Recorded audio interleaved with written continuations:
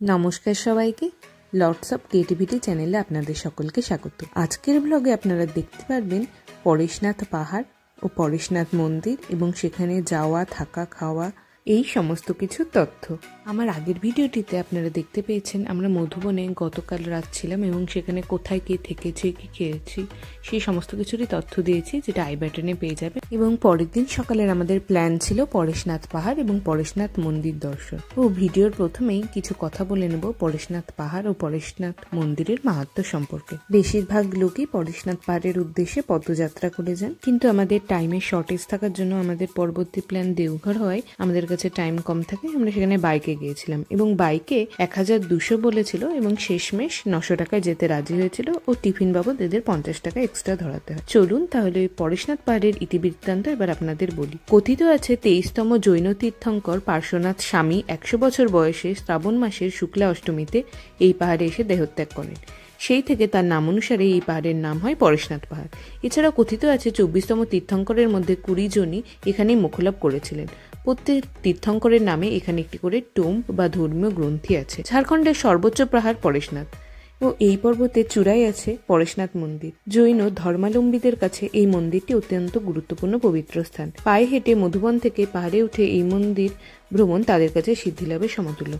মধুবন থেকে 9 কিলোমিটার দূরত্বে পাহাড়ি পথে পেরিয়েই পৌঁছে যাবেন এই পরেশনাথে। কথিত আছে পার্শ্বনাথ মন্দিরে একটি পথ নেমেছে যার নাম সীতানালয়। মনে করা হয় বনবাসের পথে রাম ও সীতা যেখানে বিশ্রাম নিয়েছিলেন। যেতে যেতে চারিপাশের সৌন্দর্য তো অনুভব করছিলামই, কিন্তু প্রথমে রাস্তাটা স্মুথ হওয়ার পরেও যেই ডান দিকে ঘুরলো জঙ্গলের মধ্যে রাস্তাটা ছিল খুবই এবড়ো খেবড়ো। সুতরাং ওভারঅল জার্নিটা ছিল বেশ রিস্কি এবং ডেঞ্জারাস। এবং যিনি বাইক চালাচ্ছিলেন আমি তার কাছে হেলমেটও চেয়েছি, কিন্তু তার কোনো সদুত্তর আমি পাইনি। সুতরাং আমার মনে হয়েছিল আরো 100 টাকা কম দিলে হয়তো ভালো হতো। নাগপুর মালভূমির একেবারে পূর্ব প্রান্তে অবস্থিত ঝাড়খণ্ডের সর্বোচ্চ শৃঙ্গ পরেশনাথ পাহাড়। সমগ্র পাহাড়ে সব মন্দির দর্শন করতে গেলে পায়ে হেঁটে প্রায় 27 কিলোমিটার পদযাত্রা করতে হবে।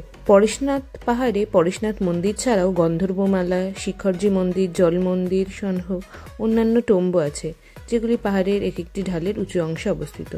একটি থেকে অপরটির দূরত্ব 3 থেকে 4 কিলোমিটার। আমরা বাইকে করে নির্দিষ্ট স্থানে পৌঁছে সেখান থেকে আবার 2 কিলোমিটার হাঁটা রাস্তা পথ ছিল। 2 কিলোমিটার হাঁটার পথ ছিল পরেশনাথ মন্দির। পরেশনাথ মন্দিরের হাঁটা রাস্তা পথ এবং বাইকের রাস্তা পথ দুটি আলাদা। হাঁটার মানুষের অসুবিধা যাতে না হয় সেজন্য বাইকের রাস্তা পথ আলাদা ছিল।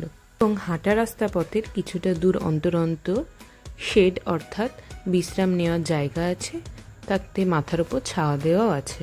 এইভাবেই নির্দিষ্ট স্থানে পৌঁছে সেখানে সিঁড়ি বয়ে উঠে পরেশনাথ মন্দির আছে এবং সিঁড়ির নিচে বিভিন্ন জলখাবার, শুকনো খাবার, জল ইত্যাদি দোকান পাশেরও আছে। আপনারা সেখান থেকে চাইলে কিনে খেতে পারেন।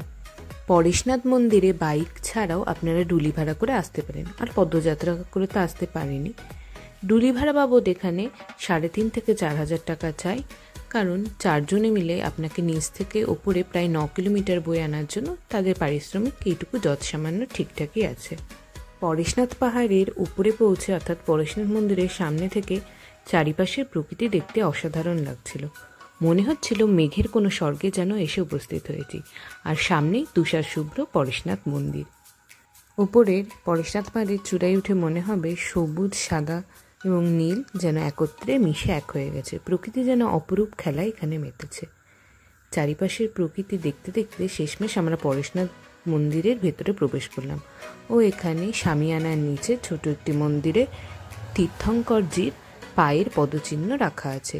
এটাকে সকলে একবার করে প্রদক্ষিণ করে প্রণাম করছে, মোট 3 বার প্রদক্ষিণ করছে। এরপর আমরা চলে গিয়েছিলাম পরেশনাথ মন্দিরের বাইরে এবং চারিপাশের অসাধারণ প্রকৃতি এনজয় করছিলাম। চারিপাশের সবুজ পাহাড়, তারই সাথে একইভাবে মেঘের খেলা যেন মন প্রাণ ছুঁয়ে যাচ্ছিল। তার সাথে পরেশনাথজির আশীর্বাদ তো আছেই, সব মিলিয়ে এক মোহময় পরিস্থিতির সৃষ্টি করছিল। আমার এই ফোনের ক্যামেরায় যতটা সম্ভব পেরেছি ততটা প্রকৃতির এই অসাধারণ অপরূপ দৃশ্য তুলে ধরার চেষ্টা করলাম।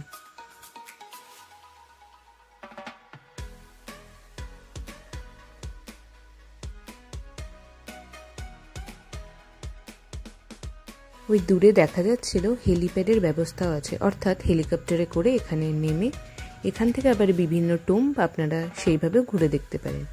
সেই হিসেবে চার্জও নেওয়া হয়, কিন্তু সেই প্রসেসিং কি সেটা সম্পর্কে আমার ঠিক জানা ছিল না। পরেশনাথের এই পায়ে হাঁটা যাত্রাকে সমিত শিখর বলা হয়, আর এখানকার সব থেকে উঁচুতে আছে শিখরজির মন্দির। পরেশনাথ মন্দির থেকে বিভিন্ন দূরত্বে অন্যান্য টুমগুলি আছে। এবার আমরা চলেছিলাম অন্য একটি টুম দেখতে। চারিদিকে সবুজের সমাহার ও ঠান্ডা হাওয়ার স্রোত পথের সমস্ত ক্লান্তি ভুলিয়ে দেবে। পরেশনাথ মন্দিরের অপর দিকেই 1 থেকে 1.5 কিলোমিটার দূরেই এই টোমটি অবস্থিত। এবার সেখানে চলে গিয়েছিলাম দেখতে। প্রত্যেকটি টোম্বেই যেমন আগে বলেছি এক একজন তীর্থঙ্করের পদচিহ্ন, অর্থাৎ তেনারা যেহেতু দেহত্যাগ করেছিলেন এই পাহাড়ে এসে, তাদের স্মৃতিচিহ্ন হিসেবে সেখানে তাদের পদচিহ্ন রাখা আছে। দেখতে দেখতেই প্রতিক্ষণেই চোখে ধরা পড়ছিল প্রকৃতির অসাধারণ অপরূপ সৌন্দর্য। এরপর চলে গিয়েছিলাম আরেকটি টোম্বে। এখানেও তেমনভাবেই জুতো খুলে ভেতরে প্রবেশ করতে হবে এবং ভেতরে আছে একজন জৈন তীর্থঙ্করের পদচিহ্ন। একটা কথা যেটা না বললেই নয়, পদযাত্রা, বাইক বা ডুলি যেটাতে করে আসুন না কেন, জল অবশ্যই ক্যারি করবেন, তার সাথে শুকনো খাবার। কারণ উচ্চতা বৃদ্ধির সাথে সাথে দেহ ডিহাইড্রেট হয়ে যায় এবং হাঁটার ফলে এনার্জি দরকার হয়। উপরে সেই সকল আইটেমসগুলি প্রত্যেকটিরই দাম বেশি, অর্থাৎ কস্টলি, সেজন্য আপনারা নিজে থেকে যদি ক্যারি করেন সুবিধা হবে। আমাদের পরেশনাথ মন্দির ও এই দুটো টোম ছাড়া অন্যান্য কিছু দেখা হয়নি, অর্থাৎ অন্যান্য যে টোমগুলো ছিল।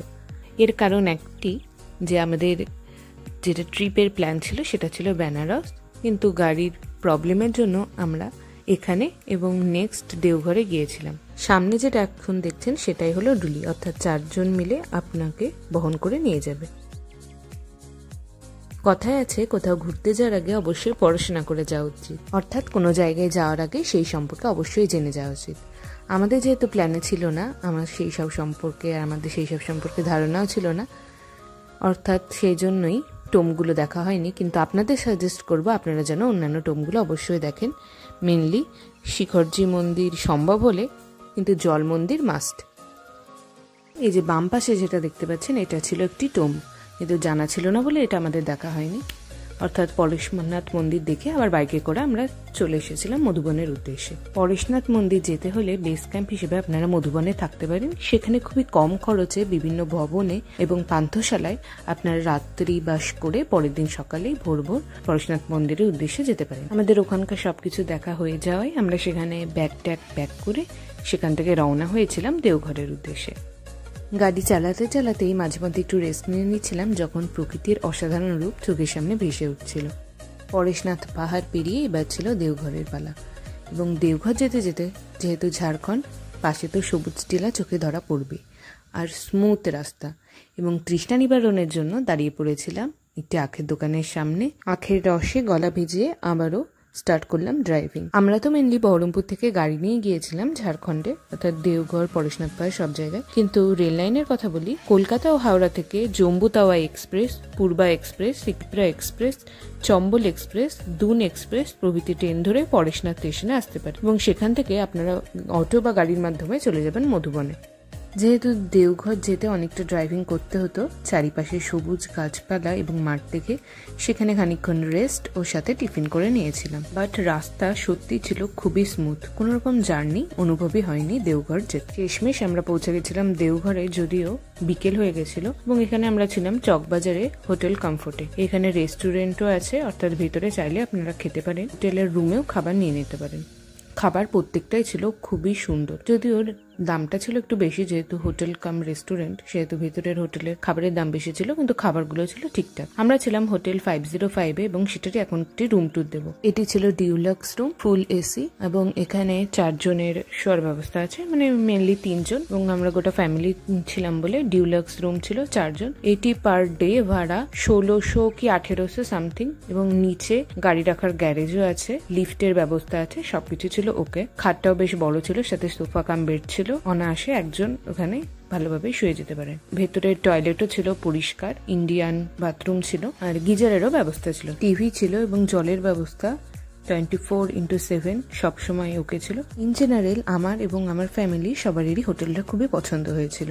যেহেতু গত বছর দুর্গাপুজো শেষের দিকে, অর্থাৎ একাদশীর সময় আমরা বেড়াতে গিয়েছিলাম, দেখছিলাম চকবাজারের সামনে এখানে একটি দুর্গাপুজো হচ্ছে, এবং সেদিন ছিল বিসর্জনের সময়, অর্থাৎ একাদশী ছিল, এবং পুরো হিন্দু মতেই যেমন কলকাতা বহরমপুরে আমরা ঠাকুর দেখেছি সেম ভাবে এখানে সুন্দর প্যান্ডেল করা হয়েছিল। মা দুর্গা অন্যান্য ঠাকুর ধীরে ধীরে বাইরে আনা হচ্ছিল ভাসান দেওয়ার জন্য। পুজো নিয়েও এখানকার মানুষদের মধ্যেও সেম এনজয়মেন্ট আনন্দ চোখে পড়ছিল। সাথে দেখছিলাম এনারাও সিঁদুর খেলাতে বেশ ভালোই মেতে উঠেছে। এরপর মা দুর্গার অপরূপ রূপ দেখার জন্য মন্দিরের ভেতরে প্রবেশ করলাম। দেখলাম দিব্যি বরণ করে মাকেও সিঁদুর পরিয়ে ভাসানের জন্য নামানো হচ্ছে। আমরাও তাই অল্প একটু সিঁদুর নিয়ে নিজেদের মতো আমরাও সিঁদুর খেলে নিলাম। বিসর্জন দেখে এরপর চলে গিয়েছিলাম চকবাজারের মার্কেটে, যেটি ছিল মেন যে মন্দির দেওঘরে তার সামনে যে মার্কেট সেখানে বিভিন্ন জামা কাপড়ের দোকান, খাবার দাবারের দোকান, আচার, ক্লিপ, বিভিন্ন কিছুর দোকানই চোখে পড়ছিল। যেমন অন্যান্য মার্কেটে থাকে তেমনি সেম মার্কেট এখানেও ছিল। আর মেনলি যেটা চোখে পড়ছিল প্যারার দোকান, কারণ দেওঘর প্যারার জন্য বিখ্যাত।